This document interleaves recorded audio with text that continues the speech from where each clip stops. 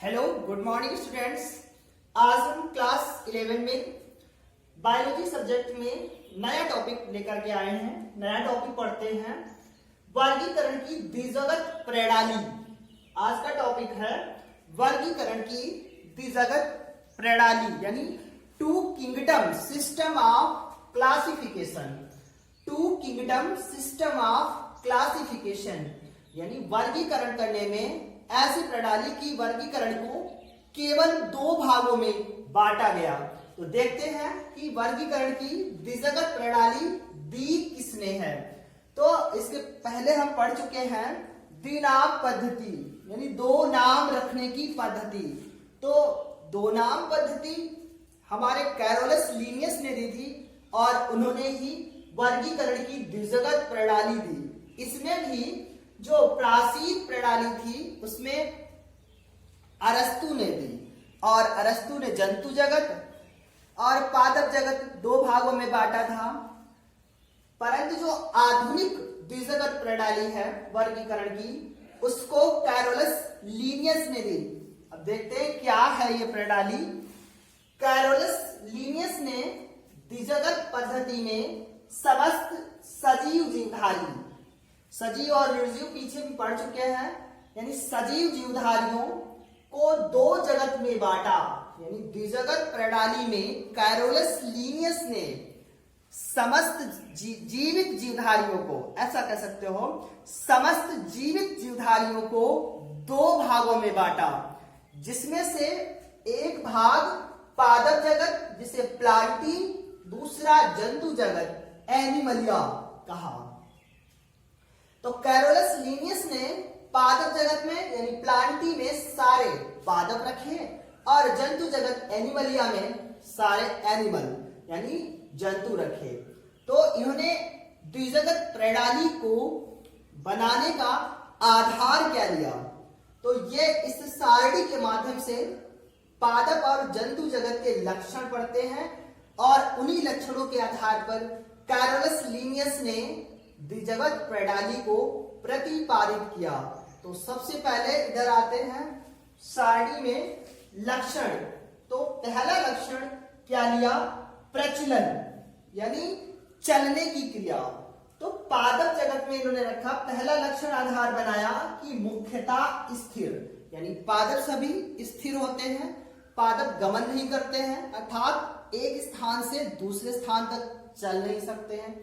परंतु जंतु जगत में प्रचलन मुख्य लक्षण, यानी जो हमारे जीव हैं वो भोजन व सुरक्षित स्थान तथा अपने साथी की खोज के लिए प्रचलन करते हैं। यानी जंतु भोजन की तलाश में, सुरक्षित स्थान की या आवास की तलाश में गमन करते हैं, चलते हैं। इसलिए जंतुओं का मुख्य लक्षण प्रचलन होता है। इसी के साथ दूसरा लक्षण इन्होंने क्या लिया?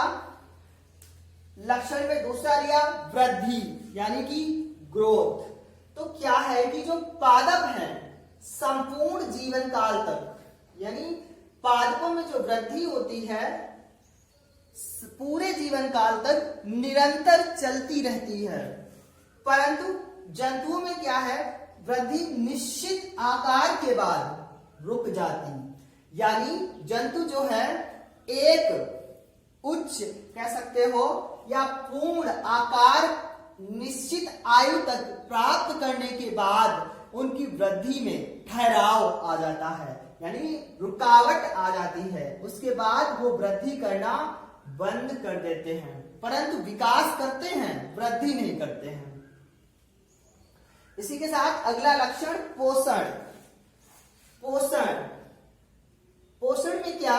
पौधे हरित लवक के कारण स्वपोषी, यानी आपने देखा होगा जो हरे पौधे हैं यानी जो जीवित पौधे हैं उनकी जो पत्तियां हैं वो हरी दिखाई देती हैं।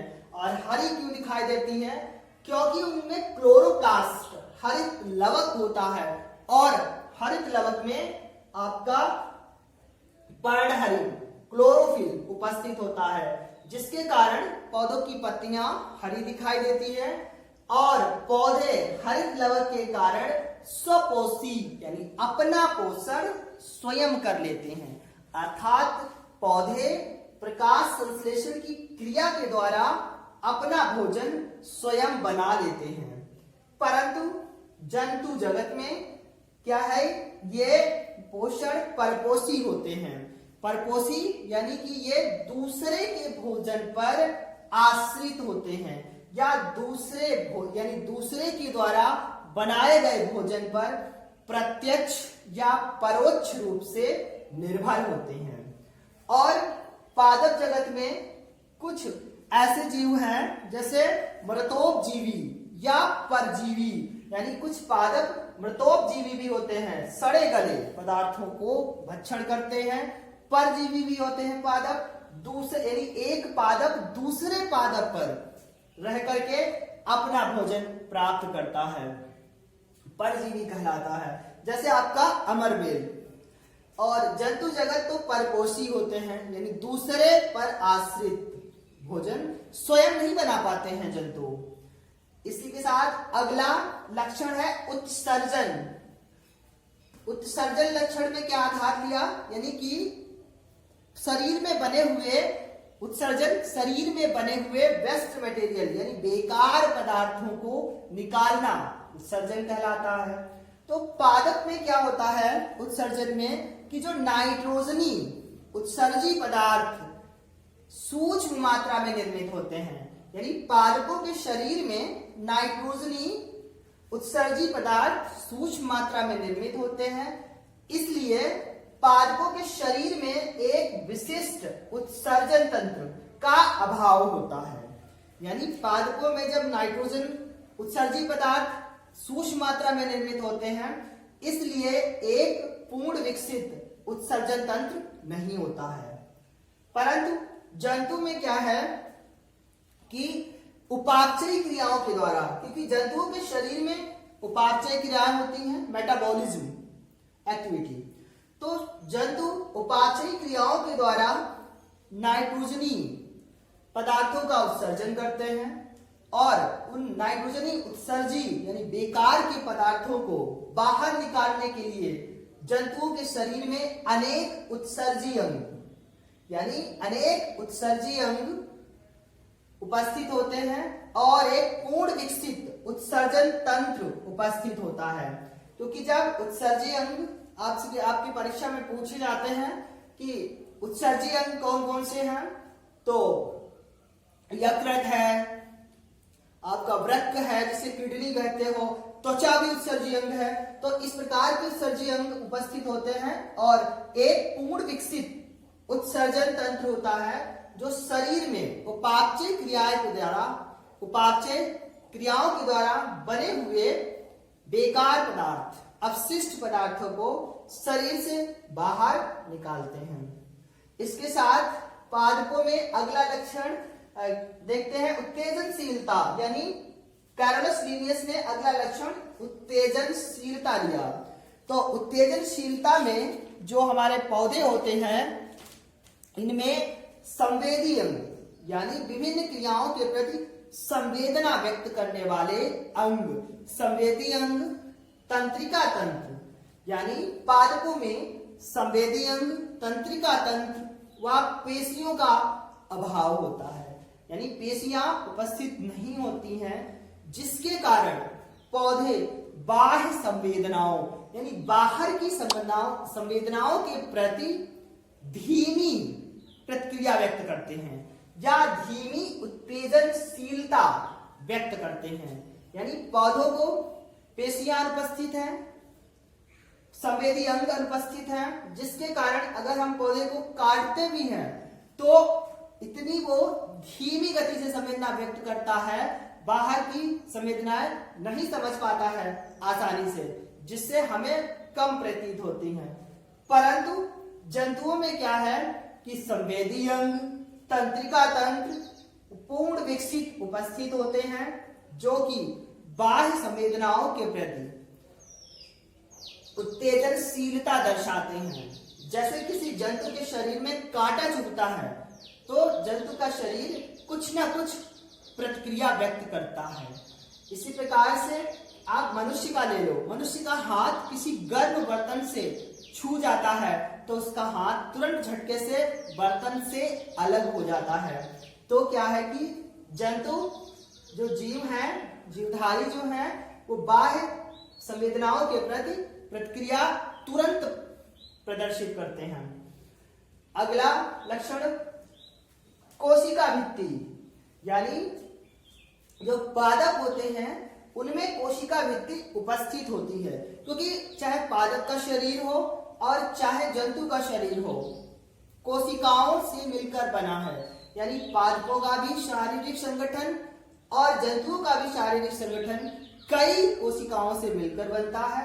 तो जो पादप में कोशिकाएं होती हैं उनमें कोशिका भित्ति, यानी कोशिका के अंदर जो है भित्ति उपस्थित होती है, परंतु जंतु में कोशिका भित्ति अनुपस्थित होती है। इसी के बाद अगला लक्षण संचित भोजन।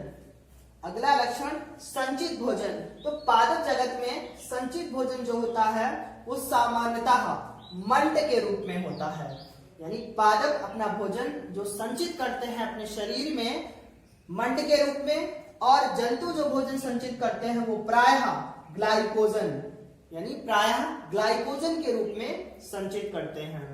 अब उदाहरण, यानी पादप जगत के उदाहरण जैसे आपके जीवाणु पादप में आते हैं, कवक है, मांस है, फर्ण है, पुष्पी पादप, यानी अनेक प्रकार के पुष्पी पादप सब पादप जगत में रखे गए। तो फिर एक बार पादप जगत के उदाहरण अगर आपको लिखना है तो पादप जगत में सारे जीवाणु, कवक, क्योंकि जीवाणु और कवक आपको बताया था कि पोषण में कि मृतोपजीवी और परजीवी होते हैं। तो मृतोपजीवी और परजीवी में जीवाणु और कवक ही आते हैं।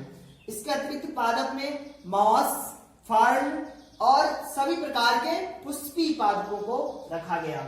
और जंतु जगत में अनेक प्रकार के प्रोटोजोआ, प्रोटोजोआ में एक कोश की जीव आते हैं जैसे अमीबा, यूग्लिना, पैरामीशियम।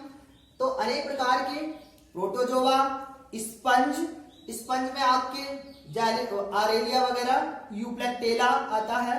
कृमि, कृमि रखे गए यानी फीता कृमि जैसे लीवर फ्लूक, फीता कृमि। और इसी के साथ इसमें कीट, आर्थ्रोपोडा संघ रखा गया। संघों का सबसे बड़ा संघ आर्थ्रोपोडा संघ, और आर्थ्रोपोडा संघ में सारे कीड़े मकोड़े आते हैं, यानी जिनकी 3 जोड़ी टांगे पाई जाती हैं जिन्हें हम कीट कहते हैं। तो कीटों को भी रखा गया जंतु जगत में। इसके अतिरिक्त मेढक, मछली, अनेक प्रकार के पक्षी और साथ में स्तनधारी। स्तनधारी यानी कि मानव, अर्थात जो जरायुजी होते हैं, बच्चे देते हैं और इनकी माताएं अपने बच्चों को स्तनपान कराती हैं। तो स्तनधारी में आपका मनुष्य, हॉयल और अनेक प्रकार के चौपाए जानवर और आपका चमगादड़ भी रखा गया है। तो ये था आपका पादप जगत और जंतु जगत।